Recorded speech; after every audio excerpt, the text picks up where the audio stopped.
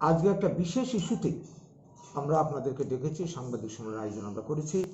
সেটা হচ্ছে, আপনারা জেনেছেন গতকালকে এই যে নবনির্বাচিত এডিসির প্রথম অধিবেশনে ত্রিপুরা মতা দল এখন ক্ষমতায় রয়েছে, গ্রেটার ত্রিপুরাল্যান্ড বিল উত্থাপন হয় এবং সেখানে বিনা বাধায় তারা এই বিলকে পাশ করিয়ে, সেখানে ছিল বিজেপির দলের বিরোধী দল হিসাবে লোক, এরা কোনো প্রতিবাদ করেনি।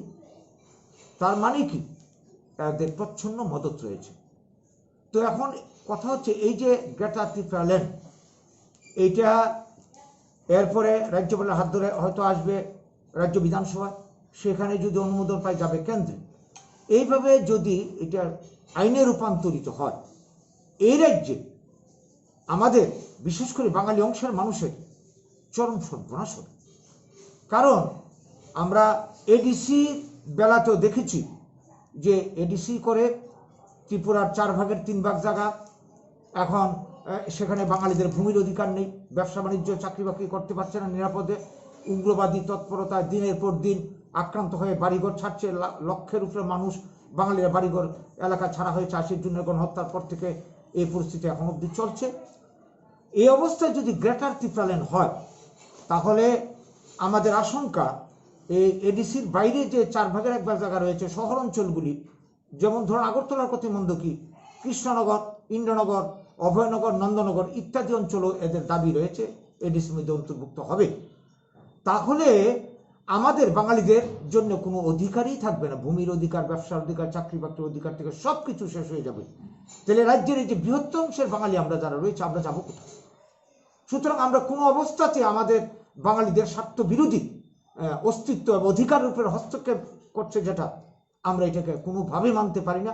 আমরা এই রাজ্যের যারা কি বলবো সচেতন মানুষ রয়েছেন, গণতন্ত্রপ্রিয় মানুষ, সবার কাছে আবেদন করছি আপনারা এই ব্যাপারে সরব হন।